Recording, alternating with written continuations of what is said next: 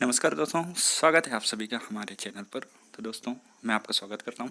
वहीं मैं आपको बता देता हूं शासकीय विभागीय परीक्षा, जो आपने सुना होगा डिपार्टमेंटल एग्ज़ाम के बारे में। तो जब भी आप कोई सर्विस ज्वाइन करते हैं तो उसके पश्चात आपको जो है डिपार्टमेंटल एग्ज़ाम देना होता है।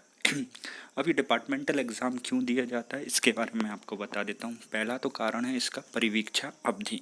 जब भी आप ज्वाइन करते हैं तो आपको प्रोबेशन पर रखा जाता है या ट्रेनिंग पीरियड पर रखा जाता है, और ट्रेनिंग पीरियड के पश्चात जो है आपको परमानेंट किया जाता है, आपकी सैलरी में इंक्रीमेंट भी किया जाता है। तो जब भी कोई आप सेवा ज्वाइन करते हैं तो 2 या 3 साल का आपको जो है परिवीक्षा या प्रोबेशन पीरियड कंप्लीट करना होता है, ठीक है। और इस प्रोबेशन पीरियड के दौरान यदि आप कोई गलती करते हैं तो जो भी आपके नियुक्ता करता है, जो जिन्होंने भी आपको अपॉइंट किया है, वो आपको निकाल सकते हैं। वहीं परिवीक्षा काल के दौरान आपको जो प्रशिक्षण है, किसी प्रकार की ट्रेनिंग है, वहाँ पर आपको जाना अनिवार्य होता है। विभागीय परीक्षा उत्तीर्ण करना है, जैसे सेवा भर्ती नियमों के अंतर्गत होता है। जब भी आप ज्वाइन करेंगे तो आपको एक रूल बुक में बता दिया जाएगा, ठीक है।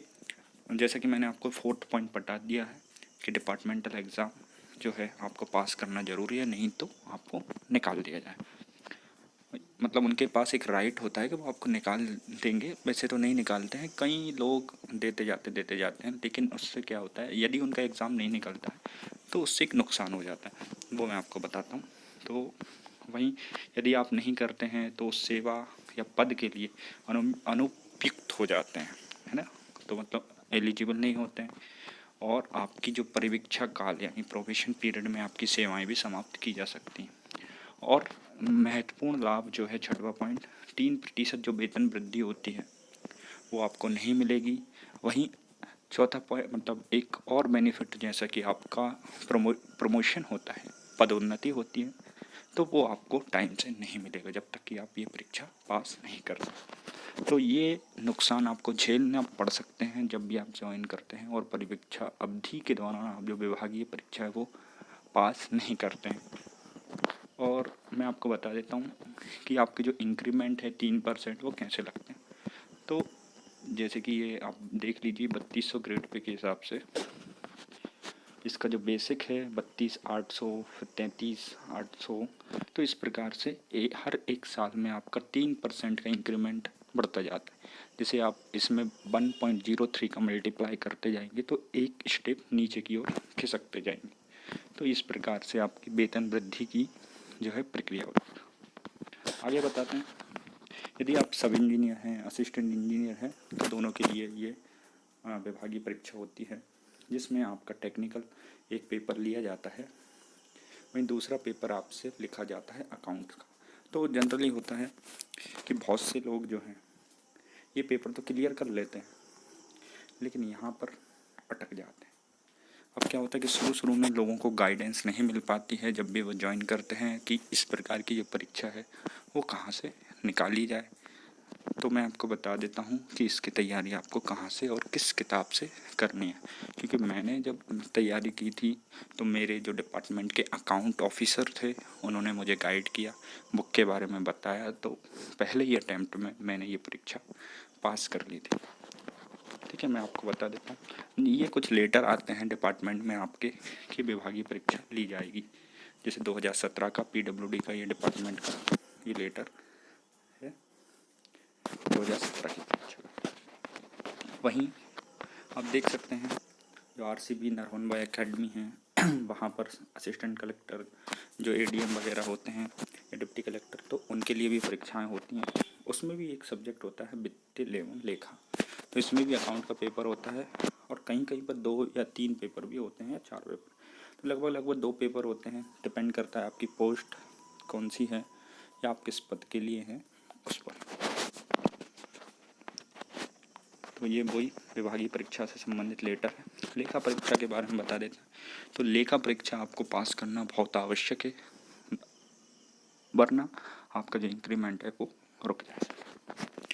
तो ये कुछ नियम हैं, जैसे कि आप जो परीक्षा देते हैं उसमें कम से कम 60% अंक आपको मिलना चाहिए, तो आप उस पर पास हो पाएंगे। पेपर होता है आपका बाकायदा, और ये पेपर होता है आपके डिवीज़न में, जो भी आप डिवीज़न होते हैं, संभागीय स्तर पर परीक्षा ली जाती है, तो वहाँ पर आयोजित होते हैं। जैसे मैंने हाईलाइट कर रखा है संभागीय परीक्षा, हिंदी में भी आप दे सकते हैं, लेकिन जब टेक्निकल की बात आती है, जैसे असिस्टेंट इंजीनियर, सब इंजीनियर और इंजीनियरिंग की जो परीक्षाएं हैं, तो उसमें जो पेपर है वो इंग्लिश में ही लिखा जाता है।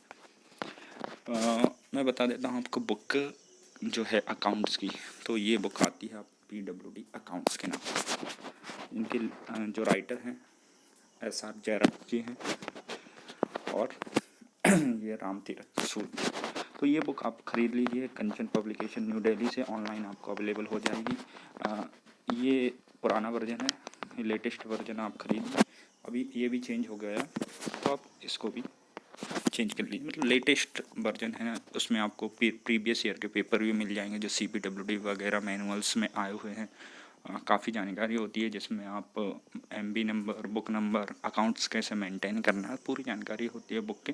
तो बुक के बारे में मैं डिटेल में आपको बता दूंगा अगली वीडियो में, जब भी आपको वीडियो मिलेगी। तो विभागीय परीक्षा में जो भी सम्मिलित हो रहे हैं उनको यात्रा भत्ता भी दिया जाता है। तो ये कुछ नाम दिए गए हैं, उनको यात्रा भत्ता भी मिल जाता है। जनरली आपके जो डिस्ट्रिक्ट है जहाँ पर आप पोस्टेड हैं, तो वहाँ से संभाग स्तर जो भी आपका सर्कल लगता है, तो वहाँ परीक्षा होती है।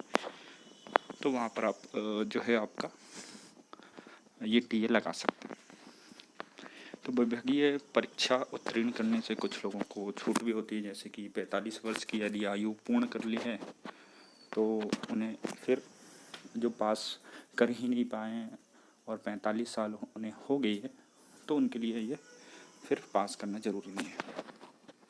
इसी प्रकार से निम्न श्रेणी के लिपिक हैं तो उनके लिए 40 साल की आयु निर्धारित की गई है। और इसके अलावा आपसे कंप्यूटर का प्रशिक्षण भी दिया जाता है। जिला स्तर पर आपके जो सेंटर्स होते हैं, NIC सेंटर कलेक्ट्रेट में, तो वहाँ पर आपको इसका प्रॉपर प्रशिक्षण दिया जाता है। क्लासेस होती हैं 10 से 14 दिन की, जिसमें आपको बेसिक कंप्यूटर सिखाया जाता है।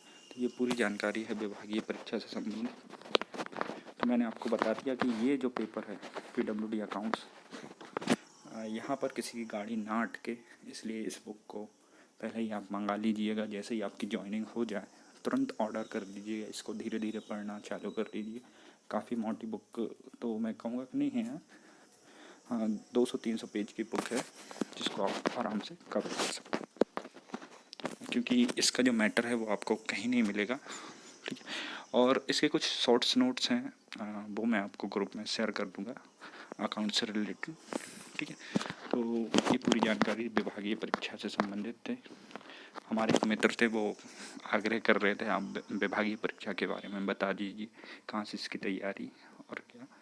तो इसलिए ये वीडियो आप उनके लिए समर्पित है, और आप सभी इसको ज़्यादा से ज़्यादा शेयर कीजिए। ये काफ़ी हेल्पफुल वीडियो रहेगी आपके लिए, क्योंकि अल्टीमेटली आपकी जो सैलरी है वो हर साल बढ़नी है। अगर ये परीक्षा आप पास नहीं करते हैं तो आपकी सैलरी कांस्टेंट रह जाएगी। ठीक है, और फिर क्या होगा कि आपको मतलब मिलेगी ज़रूर आपको सैलरी, लेकिन बहुत देर बाद मिलेगी, तो देर में मिलना आपको नुकसान ही है। तो ये पूरी जानकारी थी। चैनल से जुड़े रहिए, अगली वीडियो का वेट कीजिए जहाँ पर मैं आपको सब इंजीनियरिंग ग्रेड पे जो चेंज हुए हैं उसके बारे में, और असिस्टेंट इंजीनियर की सैलरी कितनी है उसके बारे में आपको बताने वाला हूँ। आप सभी का धन्यवाद।